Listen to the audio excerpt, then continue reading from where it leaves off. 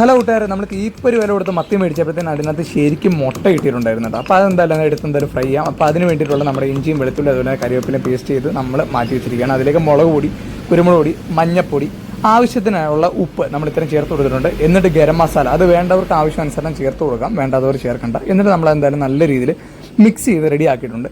എന്നിട്ട് അതിലേക്ക് നമ്മുടെ മത്തിയുടെ മുട്ടയും അതുപോലെ തന്നെ നമ്മുടെ മുള്ളിനന്തൽ, ഈ മീൻ മുള്ളിനന്തൽ എന്നാണ് ഞങ്ങളുടെ നാട്ടിൽ പറയുന്നത്. നമ്മുടെ നെത്തോലിയുടെ കൂട്ടൊക്കെ തന്നെ ഇരിക്കും, നല്ല മുള്ളുള്ളതാണ് ക്ലീൻ ചെയ്യുമ്പോഴൊക്കെ. അപ്പം അതിനെന്താണ് പേര് പറയുന്നത് എന്തായാലും ഒന്ന് കമൻറ്റ് ചെയ്തേക്കുക. അപ്പോൾ അതെല്ലാം കൂടെ നല്ല രീതിയിൽ എന്തായാലും ഒന്ന് മിക്സ് ചെയ്ത് ഒരു 10 മിനിറ്റ് വെച്ചതിന് ശേഷം നമുക്കതെന്തായാലും എടുത്തിട്ട് മൊത്തത്തിലൊന്ന് ഫ്രൈ ചെയ്യാം. മത്തിയുടെ മുട്ട ഒരു രക്ഷയില്ലാത്ത സംഭവമാണ്, പണ്ടോട്ടെ എനിക്ക് ഭയങ്കര ഇഷ്ടമുള്ളൊരു സംഭവമാണ്. അപ്പോൾ ഇപ്പോൾ മത്തിയുടെ ഈ മുട്ടയൊക്കെ ഇടുന്ന സീസണായിട്ട്, മത്തി എന്നല്ല എല്ലാ മീനുകളും മുട്ട ഇടുന്ന സീസണായിട്ട് ഇപ്പം മേടിക്കുന്ന മീനുകളിൽ പൊതുവെ എല്ലാത്തിനും നല്ല മുട്ട കാണും. എന്തായാലും നല്ല രീതിയിൽ നമുക്കൊന്ന് വറുത്ത് കഴിക്കാം. ആവശ്യാനുസരണമുള്ള നമ്മൾ എണ്ണ എടുത്തിട്ടുണ്ട്. അതിലേക്ക് നമ്മുടെ ഈ മിക്സ് ചെയ്ത് എല്ലാം ചേർത്ത് വെച്ചിരുന്ന അരപ്പെല്ലാം പരട്ടി വെച്ചിട്ട് നമ്മുടെ മുട്ടയും അതുപോലെ നന്തരും ഇട്ട് നമുക്ക് എന്തായാലും ഫ്രൈ ചെയ്യാം കേട്ടോ.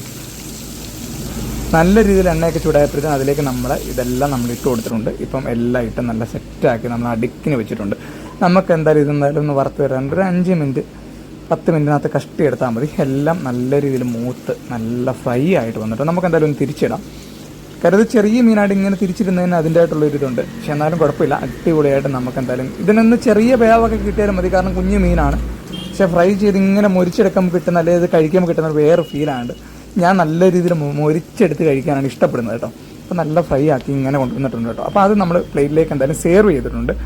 ഈ കാണുന്നതാണ് കേട്ടോ. അതിൻ്റെ കൂടെ സ്ലൈസായിട്ട് നമ്മൾ കുറച്ച് സവാളയൊക്കെ അരിഞ്ഞ് സെറ്റാക്കി വെച്ചിട്ടുണ്ട്. നമുക്കൊന്ന് കഴിച്ചു നോക്കിയാലോ. നമ്മുടെ മത്തിയുടെ മുട്ട ഉണ്ടോ ഫ്രൈ ചെയ്ത് നല്ല അടിപൊളിയായിട്ട് എടുത്തിട്ടുണ്ട്. അതുപോലെ തന്നെ മീനും ഉണ്ട്, മുള്ളിനന്തലും ഉണ്ട്. അപ്പോൾ നമുക്കൊന്ന് ടേസ്റ്റ് ചെയ്ത് നോക്കാം. നല്ല അടിപൊളിയായിട്ടുണ്ട്. അതിൻ്റെ കൂടെ നമ്മുടെ സവാളയില്ലേ സ്ലൈസ് ചെയ്ത് വെച്ചേക്കണേ, ആഹാ ഒരു രക്ഷയില്ല, കിടന്നാ.